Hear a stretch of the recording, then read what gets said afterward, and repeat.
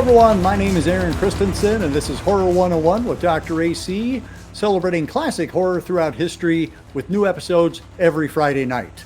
Tonight, we're going to be celebrating a triple feature of not bad movies, they just had a rough upbringing. They're the kind of movies we like to call turkeys, and we're going to be celebrating three of the most memorable mishaps: Plan 9 from Outer Space, written and directed by Ed Wood Jr., 1964's The Horror of Party Beach, directed by Tenney, and Canada's own shot on Super 8 brain-melting Things. Let's get started.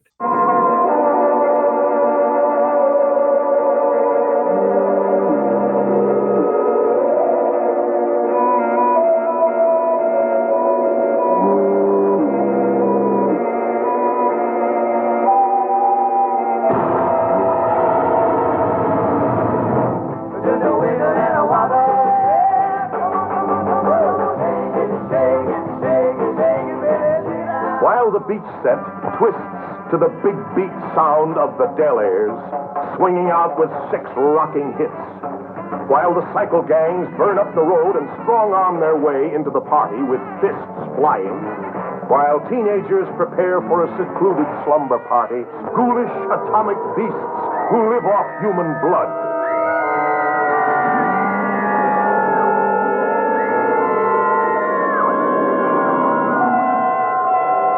Again and again, the fiendish monsters struck like nothing that ever stalked this earth.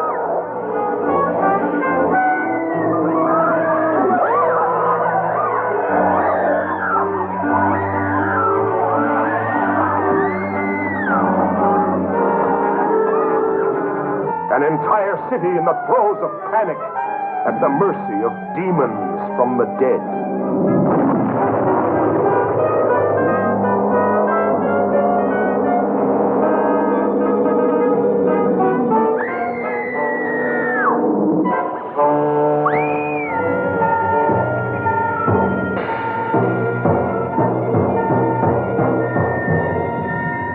It's the time of the turkey. We have an awesome panel to chat about these three classic, and that's classic with S-I-C-K, flicks. And let's talk to Aaron Abishan. Chock full of tryptophans.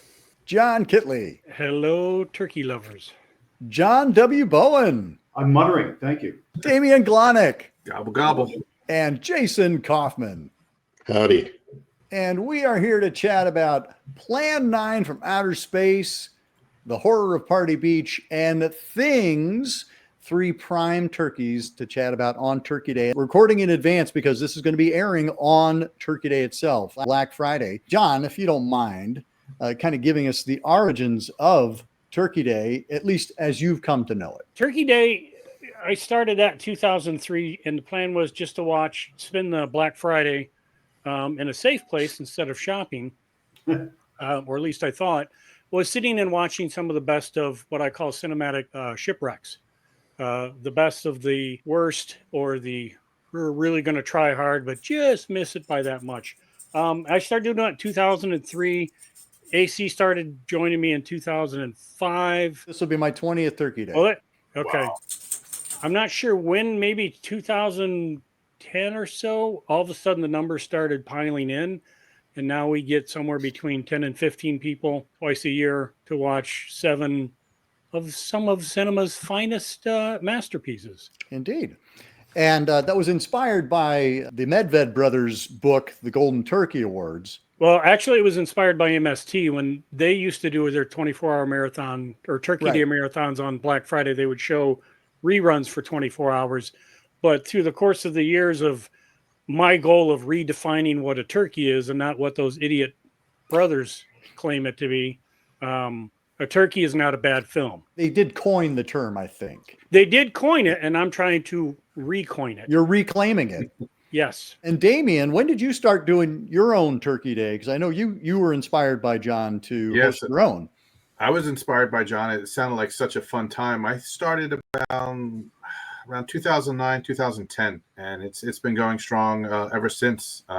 People I have coming, it's one of their favorite days of the year. And Jason has been a frequent co-pilot. Do you remember when you first started attending John's Turkey Days? It was around 2010, I think. Yeah. Because then we decided we wanted to do more. So we started having Turkey Day in May because it was just too much fun to wait until things came around every year. We're like, you could do this every 6 months. John Bowen, I'm really glad to have you in the mix because your column, Bowen's Basement with Rue Morgue, tends to kind of gravitate toward these kind of outlier films. And you ended up writing about one of them, one of our features for tonight in our book, Hidden Horror. You wrote about the horror of Party Beach. And we'll be talking about that one a little bit more in depth, but I'm curious to hear what is it about these movies that attracts you? Given that I no longer do recreational drugs, it's a bit of a mystery to me now. But I find myself, in fact, once I stopped doing the things that I did, purely by chance, I wound up watching Plan 9 just recently, first time I'd seen it in many years, and which is almost like a refresher course in why did any of us get into this in the first place. You know, that's the, I don't know, the Beethoven's Ninth of bad films, or it's the one people keep going back to, even though it seems that you know, an appreciation of the brilliantly bad has really something that's really evolved in sort of just in the internet age. Yeah. Well, and Aaron, I mean, one of the things I always love about you is that you rarely will refer to a movie as good or bad. When you come across these films that, you know, most people would refer to as bad films, like how do you respond, and what is it that draws you to them? Well, for one thing, I've never found anybody who could suggest a set of objective criteria by which anybody could rate films as good or bad. There is no such thing that any two people have ever agreed upon, right? Everybody knows it. It's like pornography, right? Everybody knows it when they see it, but we sort of pontificate about good or bad films all the time. I was lucky enough to run across a book that changed my life in about 1990-ish, which was the research book, Incredibly Strange Films. And I point to the introduction by V. Vale and everybody who was involved with it, Jim Morton and everybody, as kind of a manifesto in my life that I was introduced to psychotronic films as being something worth my time. And suddenly it was like a light switched on. All these things that I had seen and kind of been dismissive of because I'd been taught to be dismissive of them, they flipped and they changed. And there was something interesting and valuable in all these films. And I would still defend a lot of psychotronic cinema, outsider cinema, as being far more interesting than a lot of the kinds of films that we have to teach in film school. Here. Yep. So let's go ahead and dive in, and let's talk about our kind of grand turkey of them all. Although I agree, Robot Monster certainly is a front runner. But Plan 9 from Outer Space, directed by Ed Wood Jr. And this is, for a long time, was considered, you know, the worst movie of all time. It stars Bela Lugosi in his final role, although it's, you know, just basically repurposed footage that was shot. And Ed Wood decided he could work it in somehow by getting his chiropractor. Is that who was it was his chiropractor who was, you know, dressed in a Dracula cape? Mm-hmm. His wife's chiropractor? Wife's chiropractor. Let's talk about Plan 9, because I, like you, John, I hadn't seen this movie in quite a while. And after seeing as many turkeys as I have, just watching, I was like, this is far, far from the worst movie I've ever seen. I've seen many, many movies that are much lower in terms of quality, in terms of effort, in terms of, you know, just sheer vision. But let's kind of go around the room, because I'm curious to hear what people's, like, how they came to it for the first time, and maybe how their thoughts have changed over the years. Jason, do you mind if we kick things off with you? I think the first time I probably saw this was on cable or something. I do remember getting this, it's like a VHS set of, I think, 3 or 4 Ed Wood movies that were in like an Angora sweater box. Yeah. I got sort of updated later by, I'm pretty sure it was Image released a larger set that had Plan 9, Night of the Ghouls, like 3 or 4 others, and a documentary in it. I remember reading about Plan 9 and like not knowing that I was supposed to think it was bad. So I was kind of surprised when I got into all that, but it makes sense. I understand the mindset, even though I don't agree with it. And yeah, I'll fist fight people over Ed Wood. Damien, how about you? I probably discovered this movie in the late 80s when I was very obsessed with the Misfits. and introduced, like, Glenn Danzig's record label was Plan 9. They had the song Vampira. So, I was kind of searching out a lot of the movies they referenced and came across Plan 9 and just fell in love with the imagery, and then discovered, doing the research, how it was like the worst movie ever made. And I remember getting the documentary, The Plan 9 Companion, and just really getting obsessed with Ed Wood, and then going through all of his other movies and really kind of finding, like, he's known for Plan 9 and Night of the Ghouls and Bride of the Monster and stuff, but I was finding, like, The Violent Years or something was becoming like what I really liked Ed Wood for his just inane dialogue. But like you said, it's been a long time since I've seen this, and as you said, AC, and watching it now, I'm like, this is not that bad of a movie. I mean, I think it's looked upon cheaply because of the dialogue, which to me was, what Ed Wood was notorious for. But there, I did, see the scenes where, like, tombstones were falling over, and you could see, like, the stands behind them and stuff like that. So, he just did everything in a rush and on the fly. But I mean, I say, like, Ed Wood had passion, and that goes a long way with his films, I think. I should just mention that, Damien, Aaron, and John are the co-hosts of Discover the Horror podcast. And you've done several episodes on Turkey Day. I think, is this your third or fourth coming up here? Fourth. So you've been celebrating this kind of cinema for a while. How do you come to choose which movies you're going to cover for each episode? Same way we pick everything. Each one of us picks one. Yeah. You just show up at the table? Yep. Pretty much. John Bowen, how did you come to Plan 9 for the first time? First, let me just preface this. I'm glad you brought up what you did at the beginning there about it not really being as bad as history would have it, because I noticed just watching it when I saw it just recently. It was on actually Turner Classic Movies. That struck me immediately. It's like, good God, I've seen millions of films worse than this. Yeah. In the last couple of years, there's probably at least 10. But if you were to then filter out the ones that are not entertainingly bad, that's where the list starts shrinking down, I think. But anyway, my first exposure to it was an event, just screening a bunch of these, and they had impressed somebody at the CTV station, and so they actually did a series of about 10 weeks. They called it the World's Worst Film Festival. Of course, Plan 9 was sort of the main attraction, what they were advertising way ahead of time. Robot Monster was on it as well. I think I might have actually heard of Plan 9 prior to that, but it was that show that was my first exposure to it. The idea of calling it the World's Worst Film Festival, on the one hand, you're pointing fingers, but at the same time, you're saying these are movies you need to see. That's why we're programming them. And I think that's kind of the irony there. That's kind of the dichotomy, is that, yes, we're maybe pointing fingers and saying this is not, what you would normally appreciate as a cinema goer, but it's something that is worth your time in some regard. Like, you need to see it just to say you've seen it. Yeah. So I appreciate whomever that film programmer was, who that TV programmer was, for putting that together. Yeah, and the weird thing is it was CTV, one of the three at the time, three networks in Canada that did it. And I mean, it's not that they were any more forward thinking than anyone else. I think this just happened to be one person at one station. Right. I don't think it was the whole network put it on.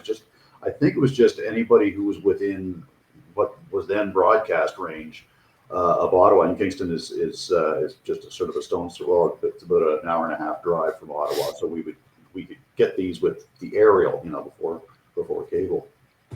And John, how about you? Do you remember when you came to Plan 9? It had to have been on VHS way back in the early days, but I do remember hearing about it first, and of course it is the worst film or whatever. And for me, when someone makes a statement on both sides of the spectrum, this is the greatest film ever made, or this is the worst, I'm going in with those expectations. And when you watch, even in my younger, uneducated film going mind, you're still going, well, there's monsters in here, there's aliens, and it's not boring. And like I always quote Stephen Thrower, the only bad movie is a boring one. Yeah. Plan 9 is not boring. No. In fact, I would argue there's couple of sequences in here that are really well done.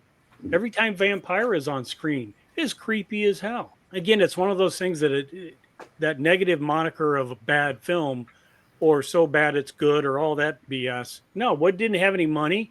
He didn't have a lot of talented people, but he got the films made, and you got to give those guys credit for what they did. Aaron, how about you? So Plan 9 was really important for me in my development as a cinephile because I got this book. My grandma worked at a pharmacy that got a weirdo variety of books and magazines, and she knew I liked that scary crap, and she would bring it home and hand it to me. And she handed me a book around 1983 called The Best, Worst, and Most Unusual Horror Films by Daryl Moore. It was actually, on the front it said, by the editors of Consumer Reports. So a foundational book for me was actually literally put out by Consumer Reports. But it was such an important book for me. It was the first horror book that I ever owned.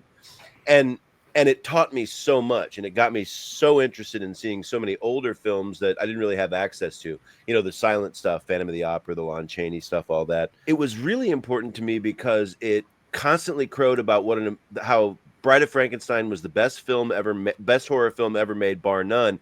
And I knew I didn't agree. So it's like its authorial voice was automatically questionable to me. And it included Plan 9 only because it wanted to crow about how it was also the worst film ever made. And so it planted a seed in my head. It's like, well, if they're that wrong about Bride of Frankenstein, which is a movie I love, but I don't even think it's the second best Frankenstein film in my opinion. That's just my opinion. But what I realized was that my opinion was my own. And I needed to go into film viewing with my own eyes.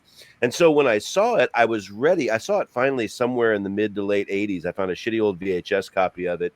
I think it was a Good Times video, I want to say, but I don't remember, honestly, where it came from. But I found a VHS of it, and I watched it. And like everybody said, I thought, well, that wasn't as bad as that dumb book said. And, you know, the book isn't dumb. I shouldn't say that way. But it taught me so much in that moment about how I needed to not listen to everybody else as I watched films and participated in art, and instead watch it with my own eyes. And so Plan 9 mattered a lot to me. And it's funny, every time I watch it, I still watch it, and I kind of forget that it's not the worst film ever made. And I go into it, and like I think several people have said, I'm always like, this time around again, I was like, this isn't so bad. What were those guys talking about?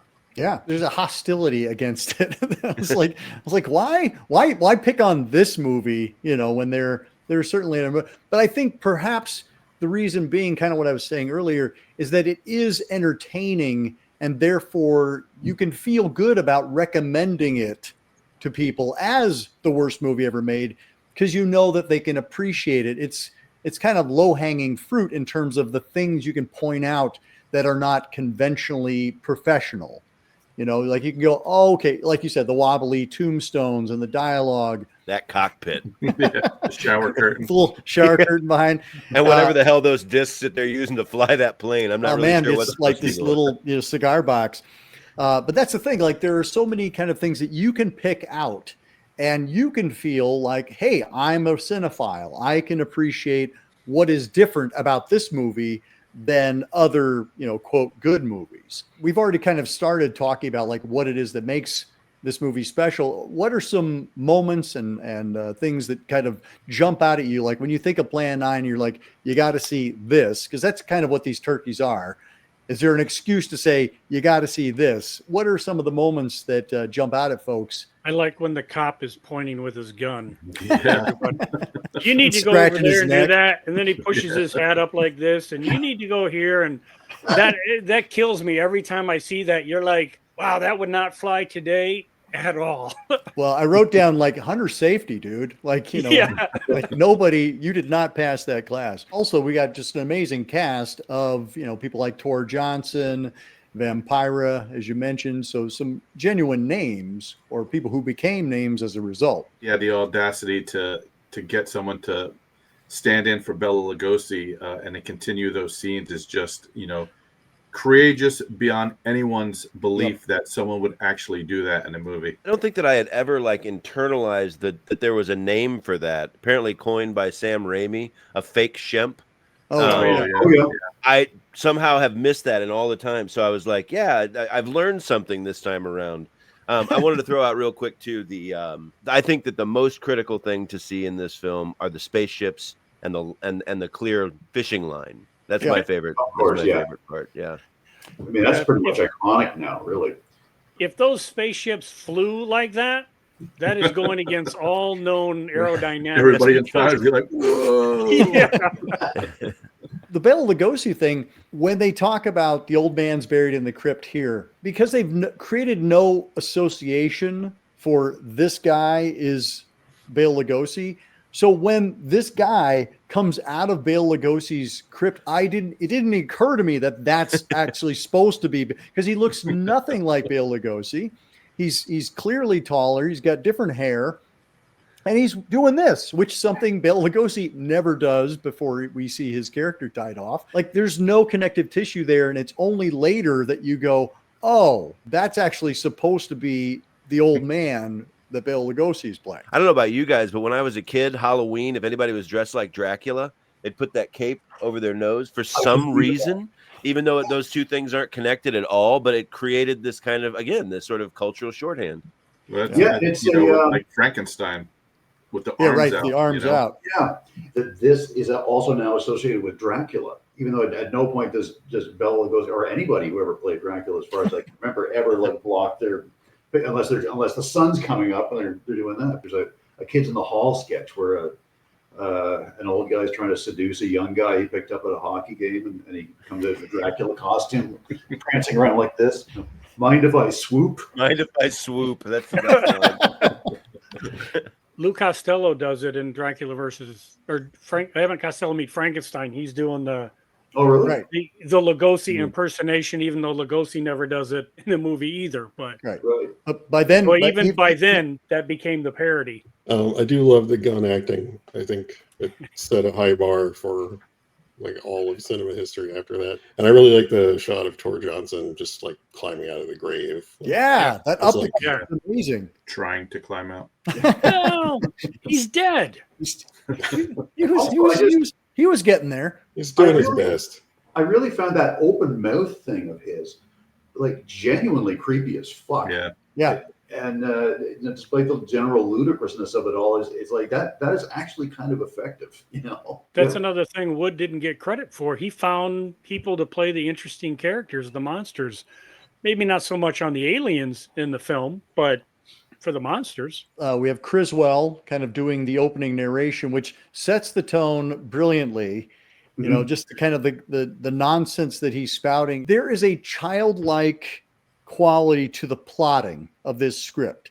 It is, and then the old man died, and then he came back, and then his wife came back, and you could just imagine some 5 and 6 year olds coming up with this story, and then the saucers came down, and they had a big light, and everybody passed out, and then the guy was flying a plane. It's just ideas upon ideas upon ideas, and that's why I feel like this film has so much energy.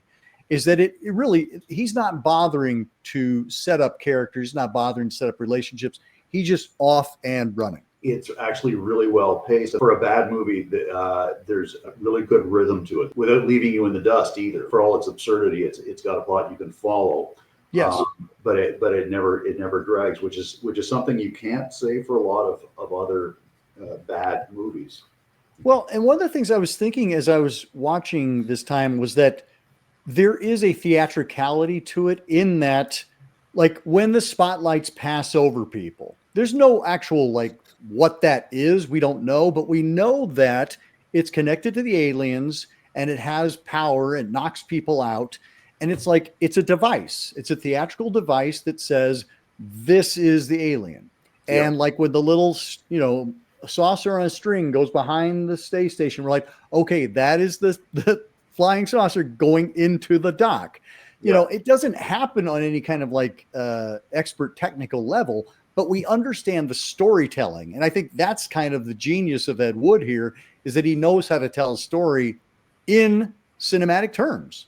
So to call this like a bad movie, like he's doing a great job of telling a story. And it addresses some very real concerns. I mean, the idea of, the Simpsons did it. One day you'll build a stick so big that you won't even be able to, to handle how big it is, kind of an idea. But it really is a concern, especially in, you think about people who were in their 50s in the 1950s and the amount of change that they'd seen. Yeah. You know, they're born at a time when no people can't fly yet, and all of a sudden now we're able to, you know, cook whole cities with atom bombs, and it's like that's a pretty quick turnaround. So I like the ideas that it expresses as its foundational reason for existing. And I got to say, the plan itself, Plan 9, is a pretty damn good plan to get people's attention.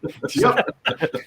People criticize this film or what, but if it wasn't for this movie, Vampira probably wouldn't have the fame that that character has. I mean, you know, her scenes are iconic in this film, but beyond that, I mean, her TV show, I think, only one episode exists. I don't even know if it's a full episode. So, and there's very little, you know, still photography. So this is what she's known for. And even Tor Johnson's character as the, you know, the ghoul. I mean, he's, you know, we remember him as I forget his character's name in Bride of the Monster. But, Lobo. Yeah, Lobo, right. So you kind of remember him that, but his most iconic look is from Plan 9. And I think that movie really took these characters and made them much more famous than if there was no Plan 9. Would we remember Vampira that much, or would she be more of a forgotten regional horror host? You know, I mean, like Criswell, for instance.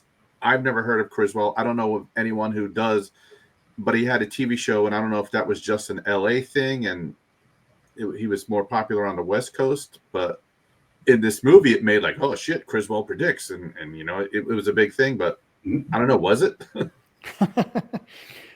John, you talked about our aliens. This is, again, I love the fact that like their costumes are actually pretty good. You know that is a space suit, you know, and I love the fact that their excellency, the alien leader, has like a big like axe on his jersey, and I'm like, somebody raided the local theater and got their costumes and said, okay, you're going to wear that, you're going to wear that, you're going to wear that. But the dialogue is pretty amazing. The aliens are great. I do remember seeing this in the film. It came from Hollywood. Ed Wood in particular was really highlighted. And one of the things that I love about that is that they weren't making fun of him. They did point out the obvious budget limitations that he had and all that stuff, but they were looking at it in a very admiring way. The aliens were, the commander is reading the plan, right? I mean, he's reading the script right there. And the fact that they're superior to humans, but they're about as emotional as a 12-year-old. And Right. it just kills me. But I do think that what's important about this film, and God, I hate to sound old like this, but the longer you are a film fan, we know that your brain changes, your opinions change. And when you go back and watch a film that maybe in your 20s you thought was silly and stupid, and you watch it now and you've learned to be able to understand filmmaking, understand what people had to go through, it changes the way you see stuff. So I think every one of us has said, going back to this recently, you're almost watching it again for the first time. You're seeing more things and you're reminded of how great it is. And I think that's really important to note, that all of these films, the more you go back and watch them repeatedly, they get better. I was thinking about like, you know, how this fares against some of like Universal's sci-fi stuff or the AIP stuff that came out. You know, Ed Wood was working with a fraction of that budget and still delivered something that was as entertaining on that certain drive-in level. Yep. Yeah, right. On paper, Plan 9 seems like a giant movie with spaceships and aliens and fucking zombies and Yep. The dead coming back to David life. Best. Yeah. There's a scene like when Lugosi's character, after he's revived, dies, and you see like there's like a silhouette of the house and like everything's kind of lighting up behind it. And I was like, that's actually a really cool effect. And again, I just like go, this is, you know, somebody working within their limitations, but coming up with really imaginative ways to tell this story in cinematic terms. The idea that like this one somehow got labeled as the worst movie ever made, it feels, I don't know, a little lazy or convenient. I'm not sure which. I think they like to pick on Ed Wood. So that was his his grand opus. So they immediately are going to point that one out as the worst one, even though, as we've all said, it's not. I like them all, but this is better than Bride of the Monster or Night of the Ghouls. I do like Bride of the Monster quite a bit. So do I. at the time when the med thing was happening, where he was like, "This is the worst movie ever made," etc. It's funny to think about that now, because at the time those guys would have been like, we watched every movie, we know which ones are really bad. And like now, I can watch 10 movies a week where nothing is in focus, or the sound is really bad. Like the bar is so low now for like making a movie. You watch Plan 9 versus like indie horror stuff now, it's like I can tell what everything on the screen is supposed to be. I can hear all the dialogue. Like this is nowhere near like the worst that I've ever seen. That let's put on a show energy is like so infectious with like Olive Wood stuff. Yeah, looking back on it now, like I'd love to show the Medved brothers. Just sit them down with like the Vinegar Syndrome catalog and Yeah, just watch them lose their minds. Yeah. Something that comes across is it seemed like he was actually able to get everyone excited to an equal degree, which is not always the case. Again, when you're watching something really super low budget and potentially really cheesy, there are going to be some performers are just going to be way more into it than others. But there is a sort of a uniformity to what they all bring to it. There's certainly different levels of acting ability there, but they all seem equally excited about it. Yeah, I mean, even Bela Lugosi, even though he didn't know he was going to be in this movie, he's giving a great performance for some future film. Kind of surreal to watch somebody stumble around in a movie they don't know that they're actually going to be in. Right. Like for here. And then I think about all the Jess Franco films I've seen and how many of those people actually knew that was the movie that they were going to be. They were told they were going to be in a completely different movie, and now they're in this movie. So I guess I've seen it a lot, but Bella is extra in this one.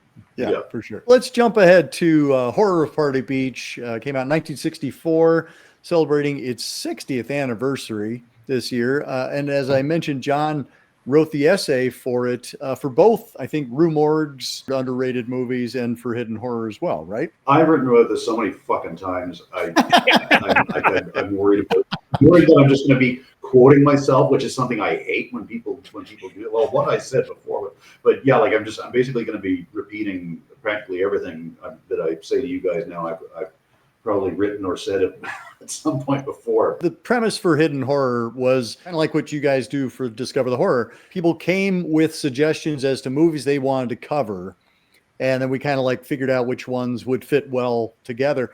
So, Mr. Bowen, what was it about Horror Party Beach that first drew you to it and that you wanted to celebrate it? It's the fact that it survived in my memory as long as it did, because I first saw it when I was about 9 years old. We got a lot of the Syracuse stations. I'm in Kingston, Ontario. I'm right on, which is right near the border. Their local horror show was these two characters in a sort of haunted mansion place. Dr. Iniquity, Nick Whitty, who you only ever saw his hand, and he would just gesticulate as he was speaking in this mad doctor voice. And then he had E-Paul. The guy's real name was Willard Lake, so they spelled it backwards. It was E-Paul. Horror Party Beach came on one time, and none of us had ever heard of it before. It was just me and the neighbor kids, and I was really blown away at how gory it was.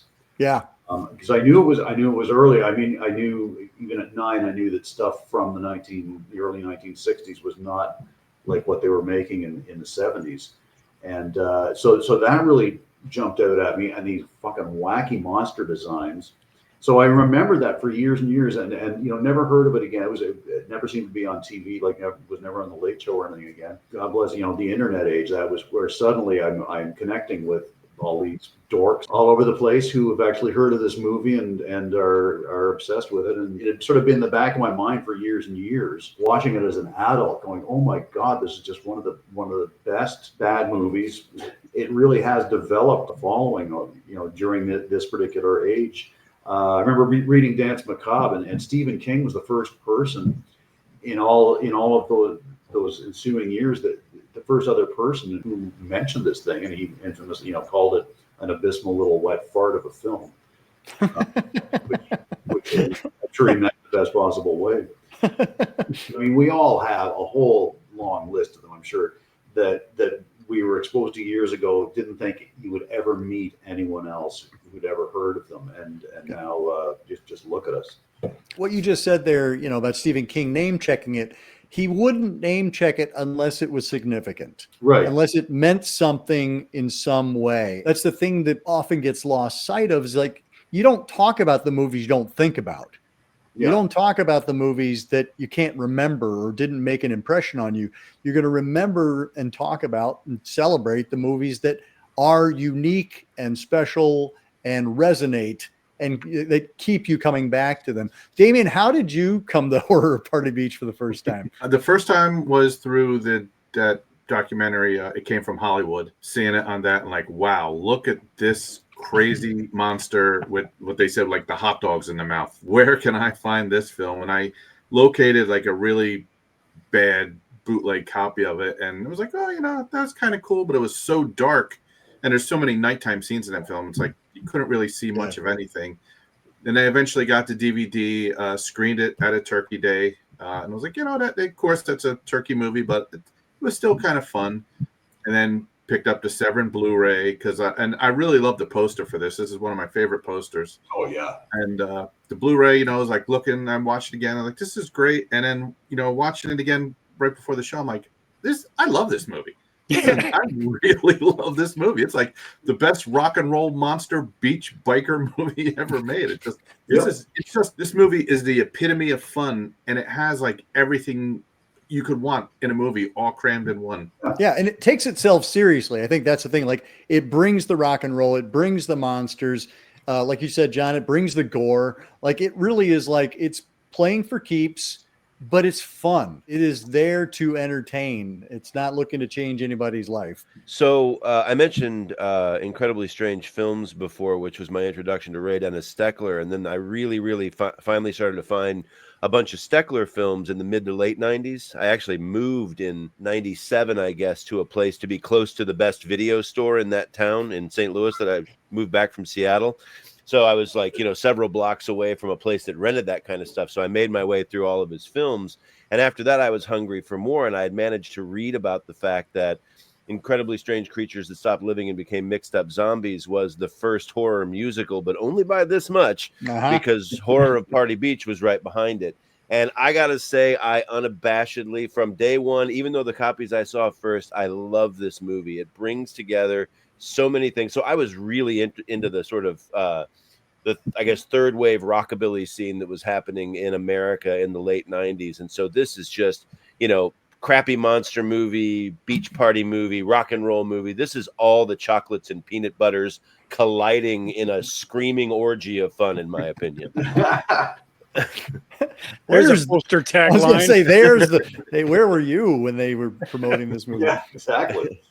Jason. I probably first saw this on Mystery Science Theater in the 90s. I watched a ton of the Mystery Science Theater. I know that it is a somewhat contentious legacy. Like, you know, there are a lot of people who really hate it, but I really think that show like taught me how to watch movies. Like, I watched so much of it, and like I sort of learned to, you know, take in like the entire frame and like making connections and stuff. Horror Party Beach was one that was on the show, and it's one that while I was watching it, I was like, this probably doesn't really need these guys to be fun. But I don't think I owned a copy of it until that Severin Blu-ray came out a few years back. And it looks amazing.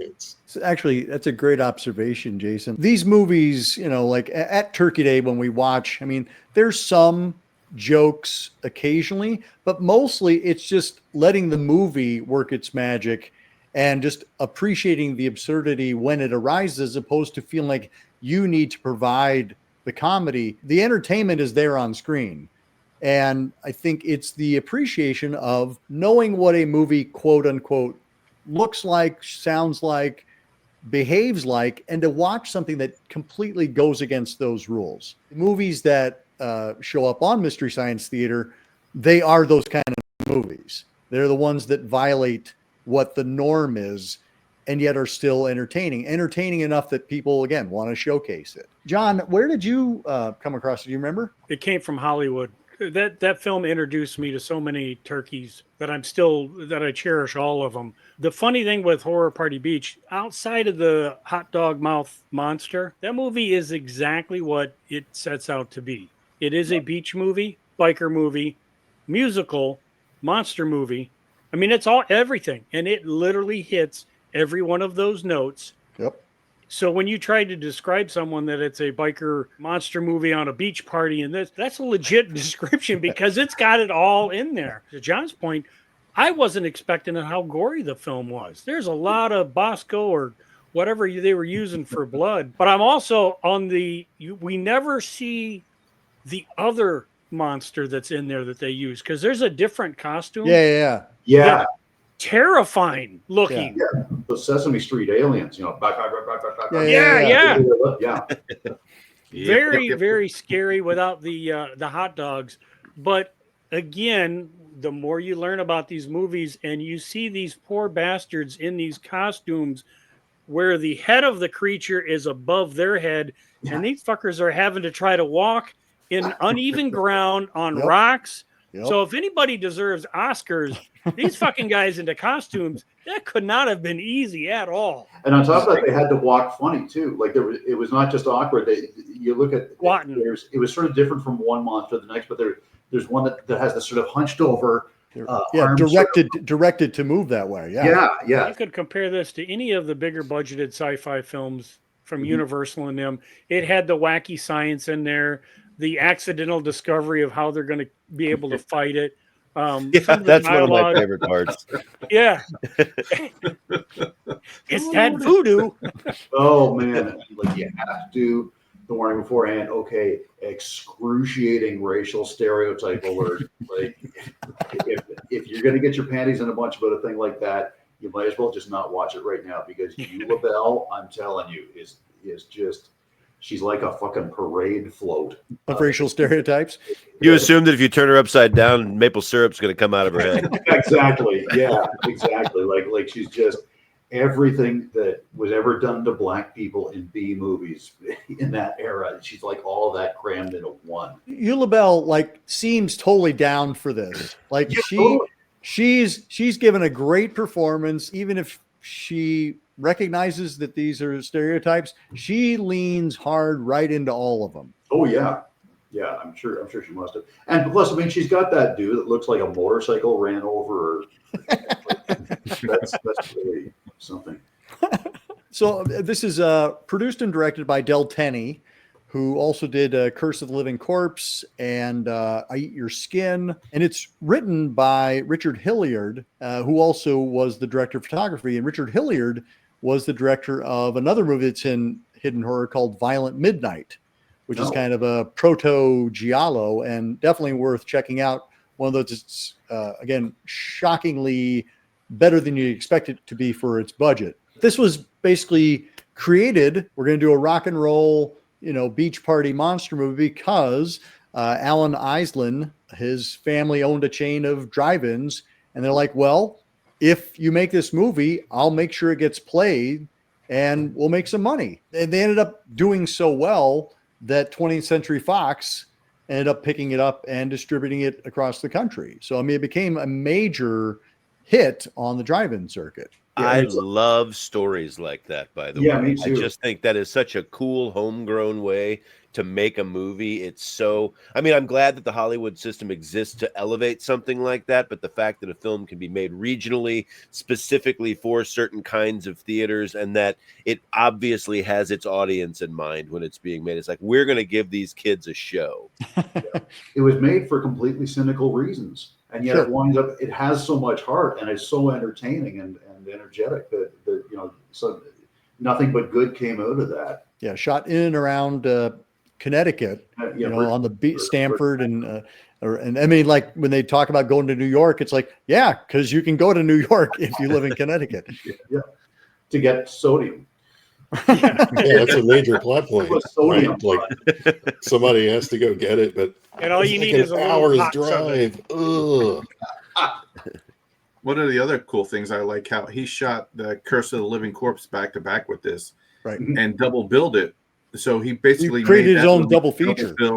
Yeah, With this, which you don't see a lot of, on those drive-in double bills, they always teamed it up with something else. I mean, look what Plan 9 teamed up with. You don't even remember what those movies are. They just kind of fell by the wayside. And not that Curse of the Living Corpse is a very well-known film, but it actually is a pretty good movie.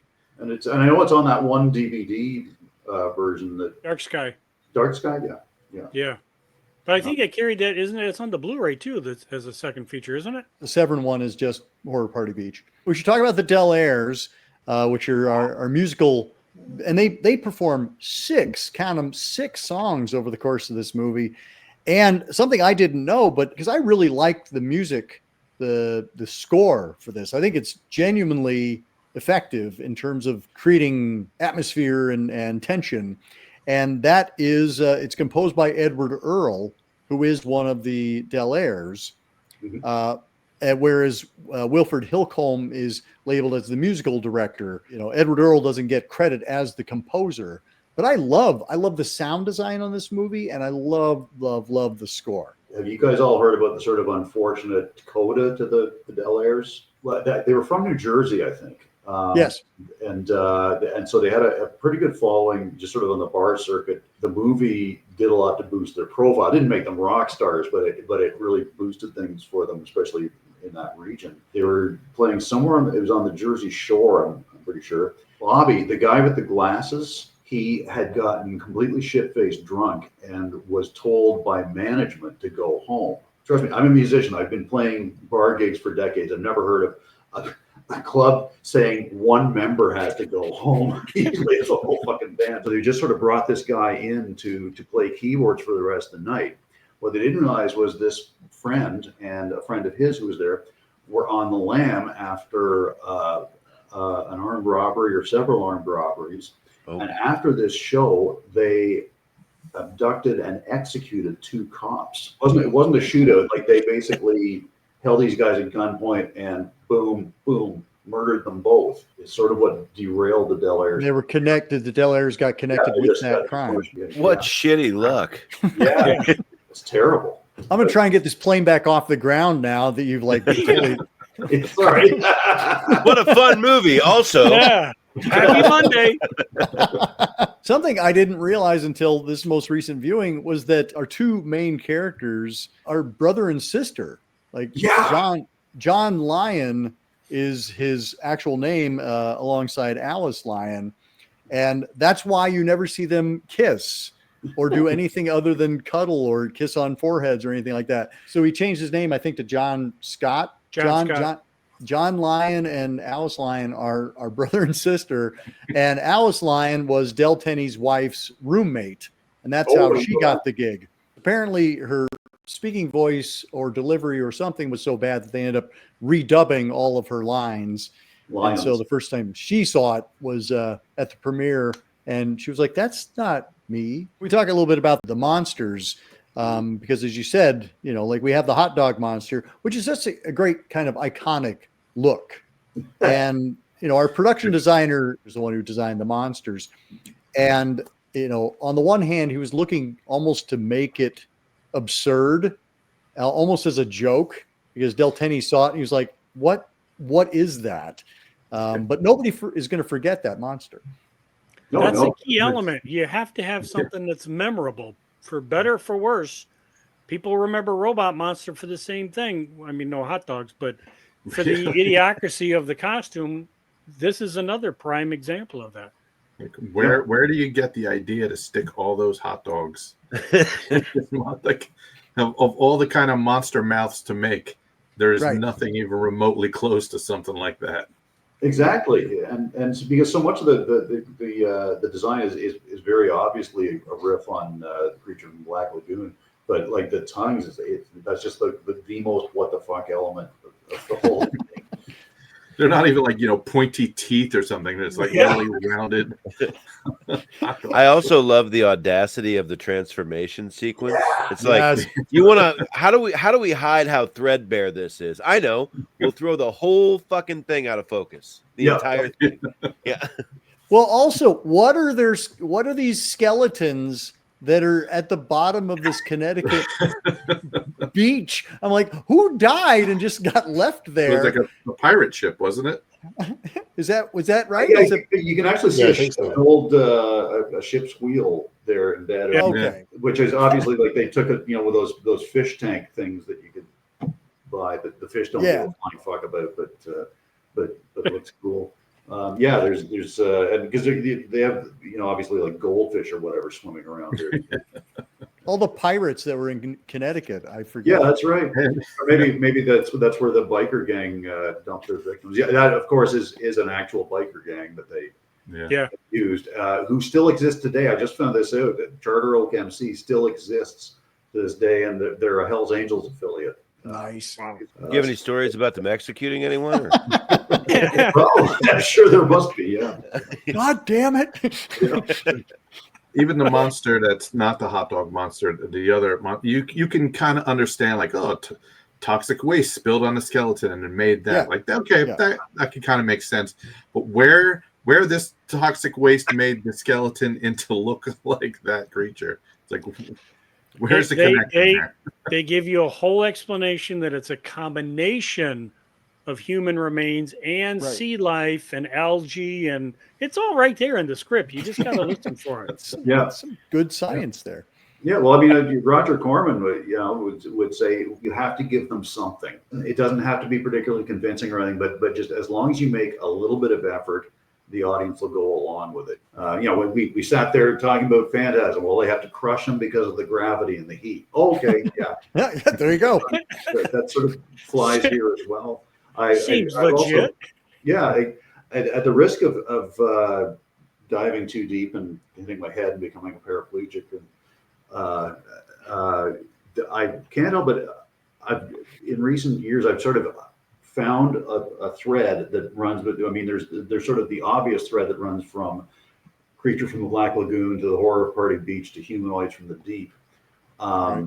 But in terms of design and whatnot, and they're all about environmental fuckery and what have you. But there's also there's this undercurrent of and I don't think it was anybody trying to make a point about racism or anything, but there's this common thread there about they're after our women, which gets much more literal in Humanoids from the Deep, but the other two movies as well. They're always making off with these. Well, the creature falls in love with a woman. The Horror Party Beach, they're just attacking everybody, but there are these bits where they just carry women away. Like they've got some other agenda there as well, and I just keep waiting for somebody else to make a latter day counterpart to it, because this is this thread needs to be followed a little further, I think. Yeah. I love that. That's like a woman's slumber party. 20 women massacred.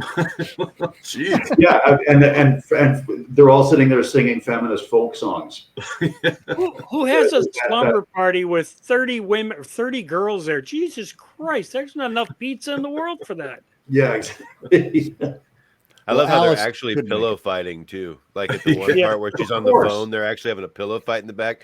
And my aunt was a nun in the mid to late 60s, and she describes what it was like with all these women getting together in the convent and playing and singing songs. And I was like, this is weirdly reflective of those stories. Well, plus we all know what would happen. That was kind of the G-rated version, because we've all seen enough movies that eventually if the monsters hadn't showed up, they'd all That's shower right. together, and then That's right. Then it is a Jess Franco movie. Yeah, No, they would have showered with the monster. yeah. One of them would have been a Let's see what vampire. those hot dog tongues. I showed this as part of my Halloween programming a couple of years ago, and I think it surprised people how much fun they had with it. Yeah. I mean, it has that same kind of energy that we were talking about with Plan 9. There's a shot because they made two monsters, two big monster suits, but there's a shot in the movie where you have 6 of them. They basically shot and then they layered it in and they layered it in. So you have, 6 monsters just kind of like tramping up the hill. Yeah. And it's really fun and exciting. And I kind of go back to, Del Tenney he'd made a few movies, but he was not an experienced filmmaker. And this was him kind of figuring it out, how he was going to make a movie. And this is another movie that gets, labeled as, one of the worst movies of all time, one of the worst beach movies of all time. And there's a lot of skill on display here, just in terms of, how we're going to tell this story and make it entertaining and make it effective. Now, all of this talk, I'm going to have to talk to folks at the Music Box Theater to see if we can't get a screening of this. Yep. Telling you, 60th anniversary. Like, now's the time. We can all have our own little sodium trash cans. just bring stuff to throw at the screen. Even if we rent out the small theater, we got to see that. I mean, we got Giant Claw there. We need to have horror party. Oh, did you? Oh, shit, man. I got to go to Chicago. You do. Yeah, I might drive to Chicago for that if you can make that happen. Well, here's hey, let me put that in my notes. Beach balls going around in the theater. Well, here's one I know that Aaron won't come to Chicago for. We're going to talk about our last film, Things, from 1989, which has definitely screened at Turkey Day. It's actually one of the few that is screened twice because it was labeled as one of the greatest hits. What is wrong with you? Aaron doesn't agree here. I think it was Dave Kasanke who introduced me to this movie, but Jon Kitley, how did this movie come to you for the first time? I think it might have been after you and Dave watched it. Oh, really? Oh, gosh. And then I'm sorry. Watching it at Turkey Day with we had 10 people or something. That was probably one of the bigger crowd reactions. Yeah. And then I talked to people afterwards who had watched it by themselves and looked at me in like a complete, did you go off your meds? Because there's no way that's entertaining. And our friend Scott from Hellbent for Horror was one of them that had watched it by themselves. He came for the best of Turkey Day and completely changed his outlook on it once he saw it with a group. So I always tell people, Aaron included, do not watch this by yourself. You have to be with a crowd because it literally makes it a lot better. The irony is that probably everybody here for this panel watched it by themselves, and like we broke our own rule. And I mean, the only thing that was helping me was that I did flip on the commentary track, so I was watching it with other people in that regard. But John Bowen, as a proud Canadian, like, how does this film land with you? Well, I guess I might as well burst your bubble now. I am an outlier. I have never seen Things. There are some people at room more fond of Things. Paul Carup is Paul Carup from Canucksploitation. He celebrates this movie big time. It didn't even occur to me to tell you when you first invited me to this that I'm going to be the outlier here. So you guys go nuts. All right, get out of here, John. Jesus, you had three things to do. You had three jobs. Damien, how about you? John gave me a copy of this. He's like, "Oh, you should show this at Turkey Day." So disease spreads. And we watched it, and everyone's just like, just watching it in silence. Like, what is this? Why are we watching this? This is just not even a fun film at all. So Things and one time I screened Birdemic, and those two movies got the worst reaction ever for a Turkey Movie Day. Birdemic people are to this day still pissed off. The movie that pissed off the Birdemic people. Oh, man. And Severn put out both of them. What does that mean? Oh, man. And as a aside, I have seen Birdemic with a big crowd. And that was an experience. Jason. Oh, I probably actually saw this for the first time at Turkey Day. Oh my gosh, that's wonderful. Yeah. I recall you being pretty delighted with it. Oh yeah, just instantly, like, this is an all-timer of what on earth is happening the entire movie, like first frame to last. It's just All right, Aaron, your turn, because when Aaron actually texted me saying maybe I shouldn't be on this panel because I really, really, really don't like this movie, and I'm like, that's why we want you on this panel. I'm curious, you being such a fan of outlier cinema, like, how come this one doesn't land with you? You know, and it was really great that I got a chance to watch it this time and finally figured out, because it's weird. It's an inverse principle from where I usually go. Because usually if I keep watching a film that doesn't resonate with me exactly, I find things to like about it. And weirdly, this one kept kind of going down. So disease vector Jon Kitley over here was also my was the person who introduced me to it as well. It's actually the weekend I met John for the first time. I was working. I should tell you. Right. I mean, he was right out of his mouth. That's what you led with. Wow. That means he really likes you. Right. So I'm trying to make this film. This is why I know John. I'm trying to make this film about horror fandom. And I had heard about John from Scott Bradley's podcast. So I wanted to meet him. And so, I hear about this guy, he knows everything about horror films. And I'm standing at the Severin table and I've got things in my hand. And he appears right beside me and says, "You got to buy that. You have to buy that." And Matt Harding, who I didn't know at the time, but know now, was working at the Severin table. And he's like, "If Jon Kitley says you have to buy it, you have to buy it." And I was like, well, God, I guess you're right. So I bring it home. What and did I say? John said, yeah, exactly. He said, "Don't watch it by yourself. You can't watch it by yourself." And I had no recourse. I didn't have a little group of turkey-loving friends at the time. So I did watch it by myself, and I think that colored the experience. But then twice more I watched it. My wife and I watched it, and we watched it with a group. Right. I watched it with a group of people online whenever it played on Joe Bob Briggs' show. And again, it was sort of like, what is it? And so I watched it this time, and I was like, I like this less than I have any of the other times. I don't know what's going on. So I turned on that commentary, and that's actually what I finally figured it out. Those guys who made this film. So I'm a film professor, right? That's what I do. I teach people how to make movies, whatever, all day long. And so that means I get to sit in a lot of rooms with like sophomore film students who make films that are nothing but in jokes. Like, they're the only three people in the room laughing through the entire screening. There's 20 other people sitting in the room looking at each other like, what the fuck is going on? This movie is the exact same experience as that. And I was like, that's what it is. That's why I'm not having a good time. This is a rule I put in every syllabus I make, because listening to these guys, they were like, shut up, shut up, shut up. This is the funniest part. And then somebody on the film would say something completely nonsensical, and they would all go, bah! Like they understood what was funny about it. I still have no idea. I have no idea. And I was like, whoo, that's what it is. That's what it is about this movie that I don't care for. So it was really good for me to watch it, and now I know I don't ever have to watch it again. First of all, back to Jason, and I think it was you, Jason. I still use this quote when I'm pimping this, that Jason, after we watched this at Turkey Day, Jason said, it's like if aliens tried to make a film if they were human. And that is perfect of what this film is. But also, because of Aaron watched it with his lovely wife, who did not have a strong reaction. Well, actually, she did have a strong reaction. Yeah, it wasn't favorable. So we went down there a couple of months ago, and I'm wearing this shirt. Go to walk in the house. She stops me. Get the fuck out.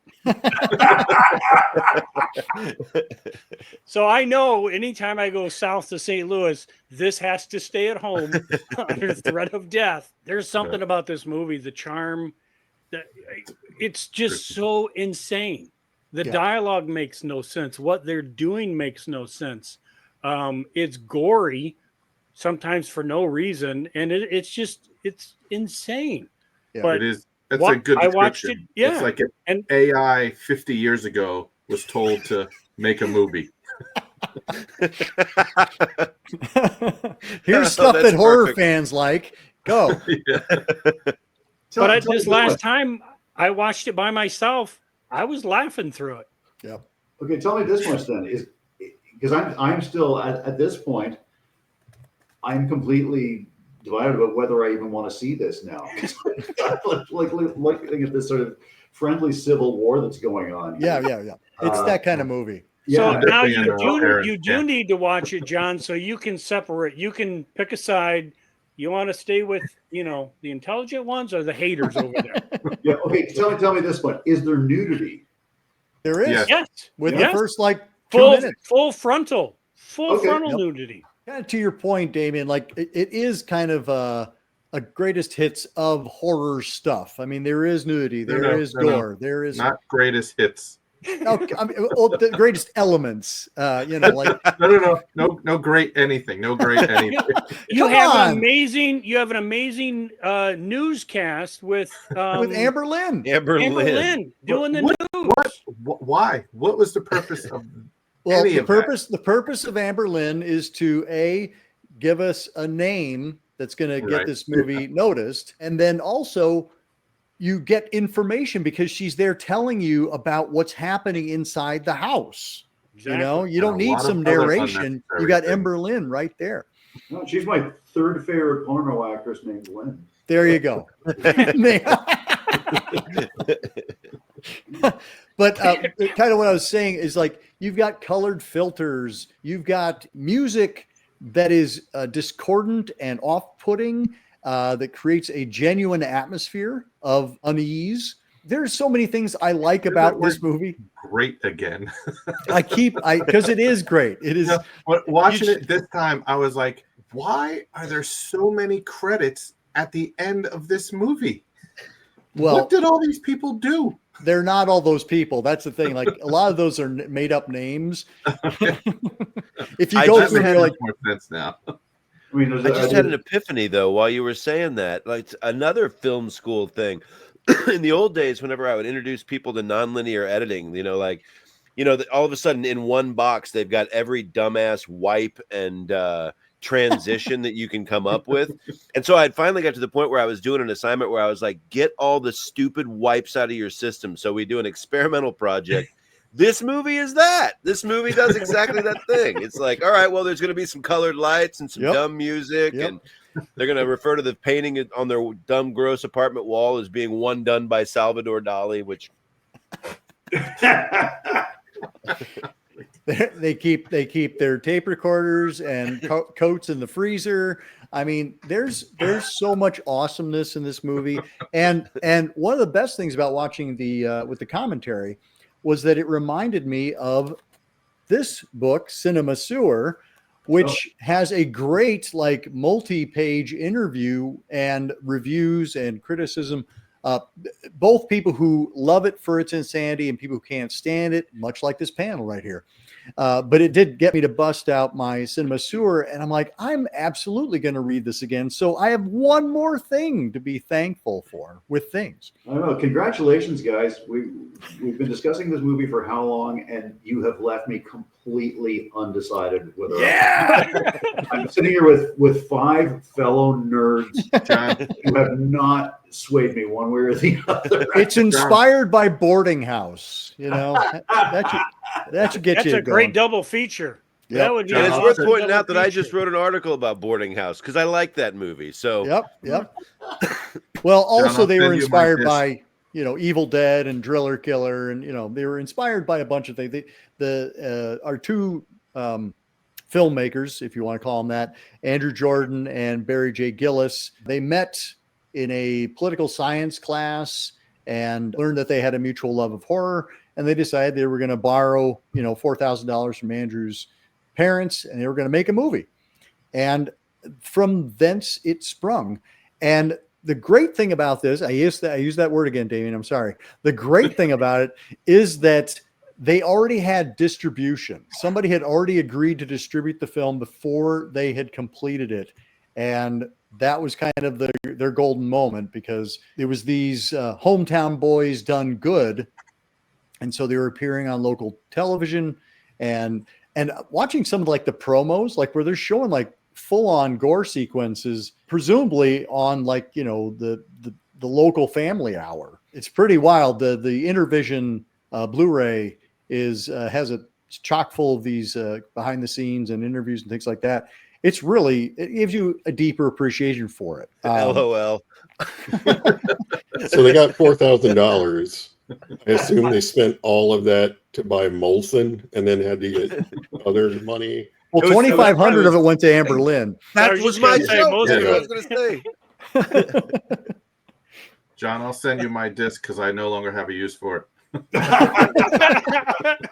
Now, Damien, seriously, as somebody who like has hosted Turkey Day, like how do you not get on board with this movie? It does not resonate with me at all. I missed the humor in it. I missed everything. And you know what it is? So like I initially have a kind of a dislike for SOV films to begin with, and I did not like this film. Anything about it. But it's shot on Super 8. It's not even shot on. Well, yeah, but it looks like The poor man's SOV. Yeah. Interesting though that you had such a different reaction with your group, Damien. Yeah, you know. that is. Yeah, no, like it was. No one had a good time watching this one at all. Yeah. That should be on the box. I find, and I may be stealing this from one of the commentator folks, but it's a wonderful combination of ambition and crudeness. They've seen movies before, right? They're big movie fans. They love horror movies. No, they have. I mean, they have seen movies, so they know the language of film, and they choose to do something different. Like you were saying, Aaron, it is kind of its own private joke. Plan 9 from Outer Space follows a narrative. You know, Horror Party Beach follows a narrative. This one refuses to follow a narrative. I don't know where that mindset comes from, because if I was trying to make a movie, I would try to make a movie. I'd try to make a movie that was like other movies that I'd seen before. Jason, you watch a ton of these kind of outsider type of movies. What is it that appeals to you about them kind of speaking almost a different language of film? Yeah, I find that endlessly fascinating. Like you said, you can tell these guys have like seen other movies, but they have no concept of how to do what movies do themselves. Like they know you need a camera, you got to put people in front of it, and then they're kind of at sea after that. And so it's always, I love to see what happens when people try to do that. For Hidden Horror, I wrote A Night to Dismember, the Doris Wishman movie. Oh, good. Like that one, and things like fall into these places where you literally just can't even imagine like the mindset going into it. A Night to Dismember is Frankenstein together from footage that Wishman shot for a bunch of her other movies, and some footage she shot for that one, but that something happened, so she decided to just cobble a bunch of stuff together. It's incoherent. Like nothing happening makes sense. Things don't really follow from anything else. And that can be frustrating if you're watching a movie that is more competently made. If they're really bad at that sort of thing, but then like Things and Night to Dismember, they go past this is inept into this is a nightmare. I don't know what I'm looking at or what is happening. I love that feeling of I cannot imagine who would have done this. What you just said there, that the nightmare quality of it, people talk about David Lynch capturing, dream logic. I feel like this film captures dream logic better than many films that purport to, because you do have people who just come in and they sit down and they just talk about whatever. And then, some guy decides he's going to put a bug in somebody's sandwich, and, somebody pours a drink over somebody's head, and they say that this is Salvador Dali's painting when it clearly isn't Salvador Dali's painting. There's just so many things about it. And then you have the end, which, is kind of like a callback to Texas Chainsaw, where the guy escapes the house and he runs and runs and runs and runs and runs. The story is narrated by Amber Lynn. I mean, that's just those are the kind of things that show up in dreams, that show up in nightmares. They are instinctually putting those things in when they don't make sense. They can't make sense. And yet that's what I love about it, is that it goes places that most filmmakers shouldn't go. And I got to say, what you just outlined is basic surrealism. I mean, that's Andre Breton's Manifesto of Surrealism 101. And I usually love that kind of stuff. But for this one, it almost feels, there's a cynicism I have about this one that I feel in this one a little bit. But I'm with you. I usually love that kind of stuff. I mean, I just mentioned Jess Franco. I love that dude. And he does the exact same thing. Dream logic is a big part. Well, it's funny you say cynicism, because I feel like there's an innocence to it. And it's interesting that it's coming off to you as cynical, because I feel like these guys are just it'd be fucking awesome is if we had some things and they had big teeth and we like stuck a drill in it. Yeah, maybe that's it. Maybe it's the intent. Maybe I'm a little too highfalutin about it. This is a more blue collar version of surrealism, and normally I'm down with that. But this, I don't know. Maybe I'll have to go watch it again. God damn it. That's the thing too. Mission right? accomplished. High five, John. You know what just struck me here is if I, you know, as the one person who hasn't seen it, if I had just walked in on what AC and Jason were saying there, and I didn't know specifically what the title was, I might have thought you were talking about a Rob Zombie movie. Because it's like, because there, even though this obviously has little or nothing in common with Rob Zombie, but I think of him as somebody who knows who to rip off and what to rip off, but not why, and just throws it at the screen. And it's sort of like, it sounded like that's what you were describing, and yet obviously with enough context, that's not really what it is at all. Yeah, I don't think anything's really ripped off in this movie. No, I think you can see inspirations. There's a scene where he's kind of doing the Abel Ferrara thing with the drill from Driller Killer. There's a lot of Evil Dead there. I mean, I think he is ripping off. I think he's doing his version of Bava lighting, things like that.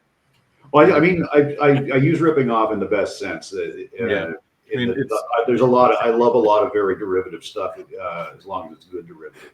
like, What I love is Damien's expression right now. That's what I love.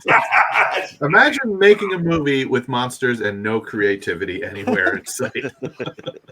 How can But you it's the thing too, right? So they have these like teeth monster little things, and you can be like, what are these things? And you could call it like, you know, Attack of the Aliens Deadly Spawn.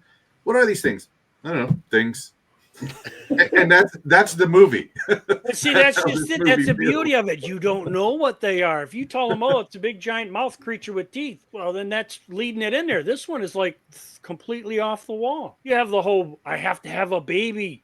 I have to have a baby. That whole, I've got one right here. yeah, exactly. I mean, I've already had this baby that you're going to put in me. it goes in so many different directions, and Yeah, it does. for me, it does. the beauty of it is just when you think, okay, I think I figured it out, the guy comes in and goes, I'm going to put my coat in the freezer. That's a good spot for it. And then, like, that's nothing else going on. Yeah, It's just the thing he does. And you're like, who the fuck does that? Nobody But then comments the whole on it. movie is. Yeah, kind of to your point, Aaron. Like, I think there is a lot of kind of surreal, absurdist things that occur. And I want Damien and Aaron and John Bowen and Jason come on over too. We'll just all watch this movie together so we can all get on the same vibe. Maybe. What's going to happen at some point? John's going to watch this. Yes. And then there's going to be two separate emails. It's going to be a call in the middle of the night. Yeah. A, never contact me ever again. And the other one is, oh my God, you guys are right. And that could be on either side. That's right. That's right.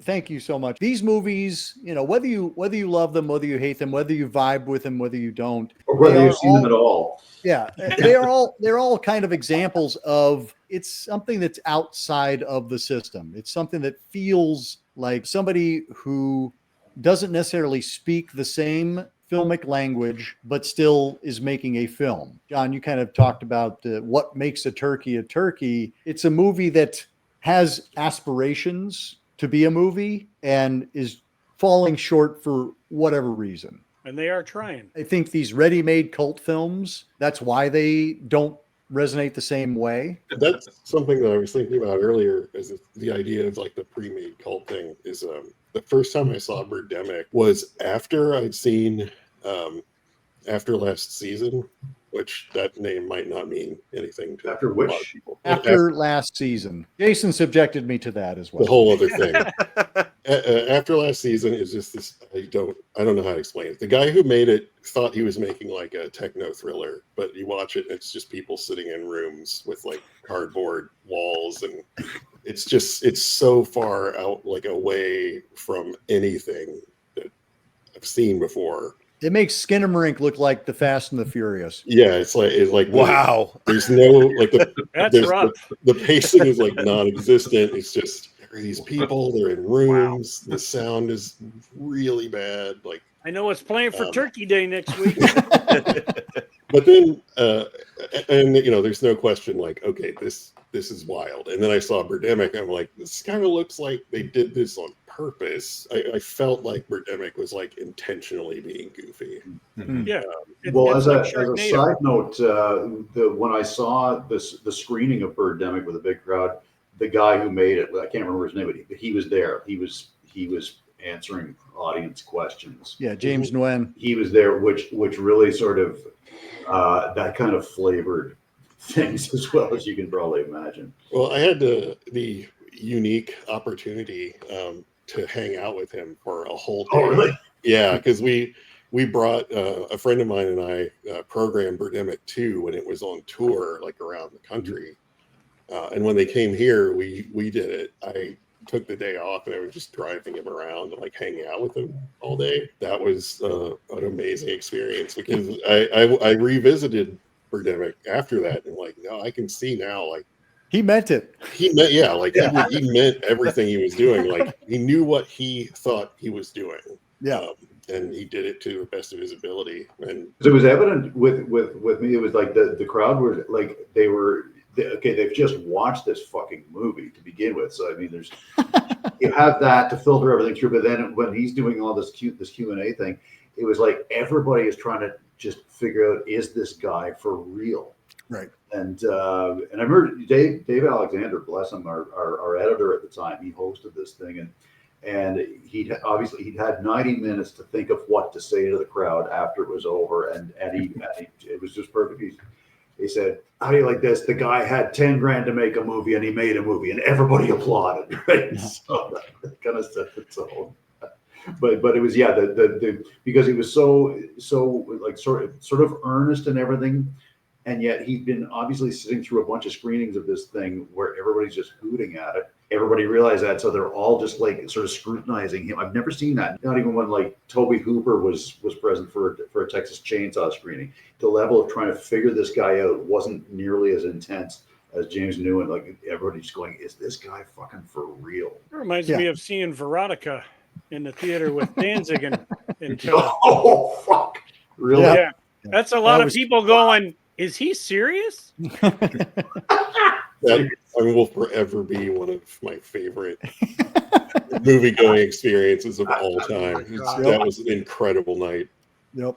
So I thought of something positive to say. Oh, good. You reminded me of Skinamarink.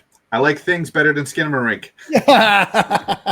See, we're making progress. Exactly. It's Jamie, not the baby worst steps. movie you've ever seen. I thought I blocked that one out, but you just brought Okay, it now I back. have to see Skinamarink. I still have on everyone's recommendation. I've avoided Another Canadian Yeah, film. it's another I think. Canadian movie. Yeah, it's another Canadian. You can have like a double feature and then blow your head off. Yeah, both Canadian movies. Yeah. Final thoughts on turkeys and Turkey Day, and happy Turkey Day, everybody. Kind of like John said, how he's trying to rehabilitate the concept of turkey. I'm hopeful that someday we won't even think of these as bad movies, just as outsider movies. You know, they're important to me because they give us a lens to look at cinema in a brand new way, I think, sometimes. And in a time when there's a lot of really great horror that takes itself really seriously, and then a lot of horror that I think sometimes when it doesn't take itself seriously, it tries too hard to be derivative. I think that there's a lesson to be learned in some of these, especially sort of mid to late 20th century turkeys. And I think we'd all benefit from watching a lot more of that kind of stuff. Jason? I actually made a letterbox list of all the movies that I played at Turkey Day. Yeah. So I was There's a lot of them. Yeah, I was just looking at it. It's like 150 or 180. So. 180. Yeah. But a couple of those are played twice, I think. I'm just. How many years are we talking here? 22. 22. Holy shit. Yeah. 20. Yeah. Plus and then like in 2015, we started doing it twice a year. So that helped kick the numbers up. They're all so good. There's so many memories. Yeah. Creatures from the Abyss was one that I really enjoyed for the last few years. Amazing. And then I found that guy's other movies. I watched all of them but one because that one sounds like it might be unpleasant. If you like Creatures from the Abyss, definitely look up the Mummy theme park and Fantastic Games. And I really like Flight to Hell. I showed it for my Halloween marathon. that apparently was much more divisive than I thought it was going to be. It's basically Aliens, but on a plane that's also a casino made for, $150. I'm sold. Yeah, it's all of them have like that guy Al Passeri. He makes like all of his own effects and stuff, and Fantastic Games in particular is kind of mind blowing. There's so much on screen like all the time. That's sort of like a kid's fantasy adventure movie. Flight to Hell, I guess, is the closest to Creatures from the Abyss, and then the Mummy theme park is Jurassic Park, but with mummies. Nice. Oh my gosh, you sound brilliant. Really? John Bowen. Among these 180 films, have you ever done? Oh, Invasion of the Blood Farmers. Yes, Yeah. we did. Yeah, Yep, okay. done that. That's one that I'm constantly not just getting asked for recommendations, but recommendations for great and bad movies. People who are just getting into bad movies haven't heard of yet, and that one still flies largely under the radar and is a longtime favorite of mine. Shriek of the Mutilated is much better known. It's by the same guy. I mean, I'm a huge fan of Kiss Meets the Phantom of the Park. Screened that one last year. Yep, and the Swarm, which is like a gigantic budget turkey, which is a very, because usually really big budget bad movies are just shitty and boring. Yeah. And that is just one of the most relentlessly entertaining things I've ever seen. For 3 hours. What sets some of these movies apart is that they've got a great, particularly Plan 9 and Horror Party Beach is. They're really well paced and they've got a really good energy, and that's something that propels you through. Whereas a lot of bad movies that even start out as entertainingly bad can't sustain it past like the 1 hour mark is where you just kind of go, okay, fuck it. Like no matter how entertainingly bad the last half hour is, you just like a meal and you're full. Damien. I would have to give thanks and props to John to making this amazing holiday, and I think would be fantastic, and I'm sure John agrees too, if little factions were popping up all over around the country, kind of like Fight Club, and people celebrated their own turkey days amongst everyone, and to share these cinematic atrocities. Is there a new one? No. Well, we got one in Michigan and California. Oh, there we go. Slowly but surely, they're coming. If I had to do a recommendation, I pushed the boundaries on our Turkey Day episode when I did Cry Wilderness. One that I don't think we would be able to do because it's outside the horror genre that I would recommend though is what that was a crowd pleaser was For Your Height Only. For your what only? For Your Height Only. Yeah, give us a quick synopsis on that, Damien. It's what's the actor's name? Wing. Wing. Yeah. So it's basically a Indonesian James Bond about with James Bond is a midget, of course, but he's a ladies' man and he kicks everybody's ass, and it's just a super fun film. I think it's Philippines, actually. Is it Philippines? Yeah, maybe you're right. I'm Maybe it's sure. Philippines. Yeah. Yeah, because it gets profiled in that Machetes, Maidens Unleashed documentary. Mr. Kitley, take us home. Let's see. Favorites. Well, we already talked about or mentioned Robot Monster and Giant Claw. Anything from Larry Buchanan would rate up there. But the ultimate turkey movie that we have not mentioned is our little friend from Blood Freak. Oh, God, yes. The only film that's played 3 times at the Turkey Days. That is if you are starting your Turkey Day, Blood Freak has to be the inaugural film because like we've talked about a lot of these films that are off the beaten path and you're going, what are they trying to do here? And then you find out that it was financed by a religious group to make a anti-drug film starring a ex-Tarzan, or I think he was an ex-Tarzan actor by then, and hosted by a low-budget filmmaker / actor that's chain smoking the entire film. That's the epitome of a turkey. And yeah, they're starting to show up in other states. So at some point, we will get this as an official holiday. Yeah, and John, I have to admire your courage because you and I had only met maybe like 3 or 4 months earlier. You invited me over for, Black Friday / Turkey Day, and Blood Freak was the first thing you showed me. And I was like, wow, like this guy really trusts me that I'm not going to run screaming into the night. I had watched that the year before by myself. Yeah. And your first year, I'm like, well, you've never seen this. We have to watch this because it sets the boundaries. It sets, if you Yep. can handle this, Yep. you're good for the whatever comes next. Well, and I mean, I think that's how we, that's how we bonded quite, so hard. Was I was like, okay, yeah, I'm in. What else you got? You got King Dinosaur? Cool. Let's watch that too. Thank you all so much. What a delightful conversation. And as of right now, I'm hanging out with John and Jason, and Damien's doing his thing. So thank you all for spending Turkey Day with me. And John, thanks for joining us. Damien, thanks for being on the show for the first time. This is great Thanks fun. for the invite. And everybody check out Aaron, John, and Damien on Discover the Horror. We'll be talking again real soon. And until next time, keep searching, keep exploring, and keep sharing the scare.